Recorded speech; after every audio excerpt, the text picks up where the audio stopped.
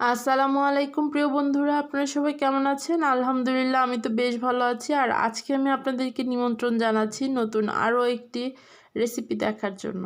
আর আজকে আমি বাসায় বানিয়েছিলাম ক্যাশু নাট সালাদ, আর সেই সালাদ রেসিপিটা আপনাদের সাথে শেয়ার করতেছি। যদি ভালো লাগে তাহলে ট্রাই করে ফেলুন, আর ট্রাই করে কেমন হয়েছিল সেটা অবশ্যই কমেন্টের মাধ্যমে জানিয়ে দেবেন। তো চলুন, আমার যা যা লেগেছিল, আমি এখানে চিকেন নিয়েছি 250 গ্রাম বোনলেস চিকেন, আর কেটে নিয়েছি এরকম লম্বা লম্বা করে।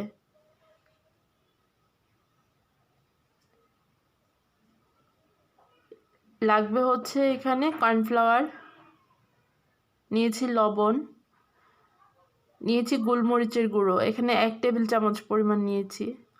লাগবে ক্যাশু নাট, আমি এখানে 1 বাটি পরিমাণ ক্যাশু নাট নিয়েছি, আর খুব বেশি লাগে ক্যাশু নাট। এখানে নিয়েছি মটরশুঁটি, এখানে নিয়েছি একটা পরিমাণ গাজর কেটে নিয়েছি, নিয়েছি শসা, এখানে যে সবুজ ক্যাপসিকাম, হলুদ ক্যাপসিকাম, লাল ক্যাপসিকাম, নিয়েছি লেবু, কাঁচামরিচ কুচি, আর নিয়েছি broccoli.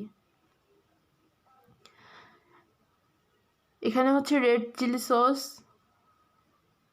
Green chilli sauce, soya sauce, tomato sauce.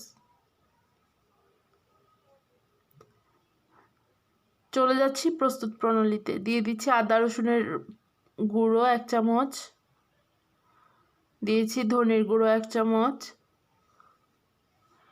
দিচ্ছি মরিচ গুঁড়ো 1 চা চামচ, দিয়েছি এখানে গরম মশলা 1 চা চামচ। গরম মশলা সম্পূর্ণই অপশনাল।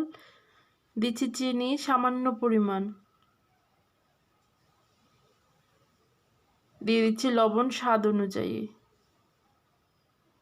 আর এখানে দিচ্ছি গোলমরিচের গুঁড়া, অবশ্যই গোলমরিচের গুঁড়া দিতে হবে। দিয়ে দিচ্ছি টমেটো সস 1 চা চামচ, 1 চা চামচ পরিমাণ সয়া সস।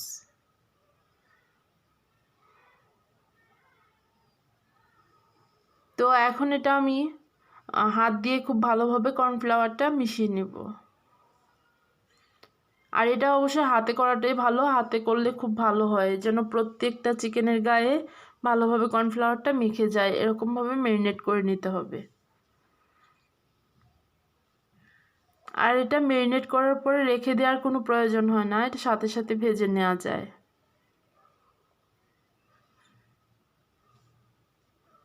তো আমি চুলায় প্যান বসিয়ে দিলাম এবং দিয়ে দিচ্ছি পরিমাণ মতো, আমি এখানে সয়াবিন তেল ইউজ করেছি।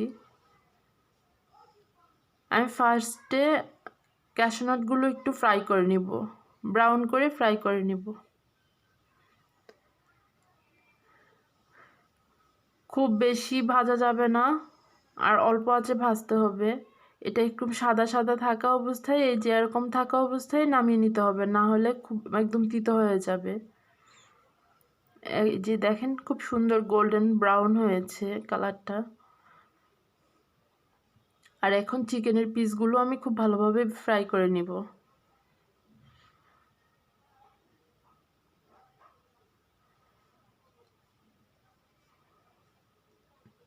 একটু সময় ধরে লো আছে ফ্রাই করতে হবে, যেন খুব ভালোভাবে ভিতরে ফ্রাই হয়ে যায়, সিদ্ধ হয়ে যায়। আর হচ্ছে কর্নফ্লাওয়ারে মোড়ানোর কারণ হচ্ছে ভিতরে জুসিনেসটা যেন নষ্ট হয়ে না যায়। তো আমার ফ্রাই করা শেষ। আমি চুলাতে আরও একটি ফ্রাই প্যান বসিয়ে দিলাম, আর তাতে দিয়ে দিয়েছি 1 চা চামচ পরিমাণ অলিভ অয়েল।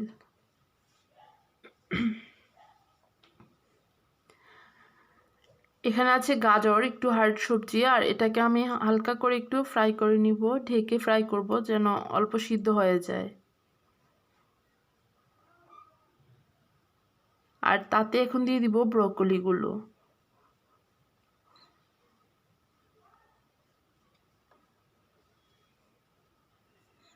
দেখুন আমি সিরিয়ালে সবজিগুলো একটু হালকাভাবে ভেজে নিচ্ছি, কারণ একটু সফট হয়ে আসা পর্যন্ত আমি ভেজে নেব। আমি সিরিয়ালে দিচ্ছি, যেটা আগে দেওয়ার সেটা আগে দিয়েছি এবং যেটা পরে দেওয়ার সেটা পরে দিয়েছি। আর এখন তাতে দিয়ে দেবো আমি ক্যাপসিকামগুলো।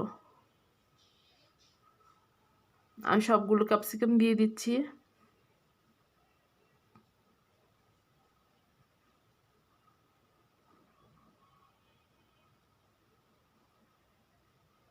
আর সামান্য পরিমাণ লবণ দিয়ে দিব সবগুলো সবজিতে।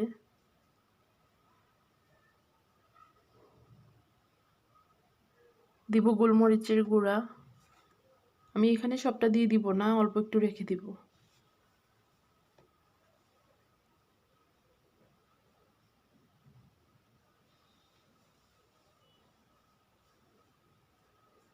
আর এখন দিব মটরশুঁটিটা। আগে থেকে আমি একটু সিদ্ধ করে নিয়েছিলাম লবণ দিয়ে, সেই মটরশুঁটিটা এখানে দিয়ে দিলাম। তো এটা আমার হয়ে গেছে, চলুন আমি মিক্সিংয়ে চলে যাই। আমি এখানে একটা মিক্সিং বোল নিয়ে নিলাম, তাতে দিব 2 টেবিল চামচ পরিমাণ সয়া সস,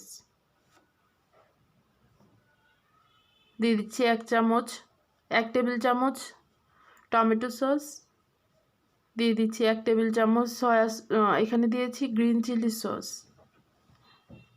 আর এখন দেবো রেড চিলি সস।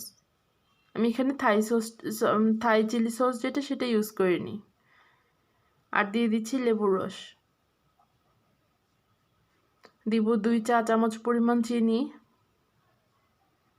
এটা আমি খুব ভালোভাবে একসাথে মিক্স করে নিব। মিক্সড করার পর এটাকে সসের মতো হয়ে গেছে। আর এখন তাতে দিয়ে দিচ্ছি আমি অল্প করে ভেজে রাখা সবজিগুলো। আর কাঁচা দিব হচ্ছে আপনার শসা, কাঁচামরিচ। এখন মিশিয়ে নিচ্ছি গোলমরিচের গুঁড়াটা।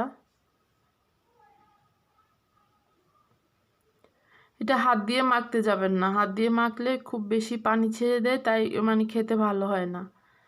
আর এখন দিয়ে দিলাম চিকেন ভাজাটা।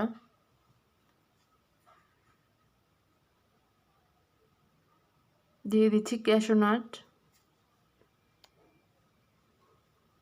তো মিক্সড করা হয়ে গেছে, এটা আমি এখন একটু সার্ভ করে দেখাচ্ছি আপনাদের সাথে। এত অসাধারণ হয় খেতে, বাসায় প্লিজ রিকোয়েস্ট আপনারা একবার হলেও ট্রাই করবেন। আর অবশ্যই কমেন্টের মাধ্যমে আমাকে জানাবেন কেমন হয়েছিল। আর সবজিগুলো আমি একটাও খুব বেশি সিদ্ধ করিনি, কারণ হচ্ছে চাইনিজ খাবার খুব হাই হিটে রান্না করতে হয় আর একটু অল্প সিদ্ধ হয়, তাই আমি এখানে খুব বেশি সিদ্ধ করিনি, তাই সবজির কালারগুলোও খুব ভালো রয়ে গেছে। আপনারা এই রেসিপিটা ফলো করলে পারফেক্ট একদম ক্যাশু নাট সালাদ খেতে পারবেন রেস্টুরেন্টের স্বাদে। সবাই ভালো থাকেন, সুস্থ থাকেন, আল্লাহ হাফেজ।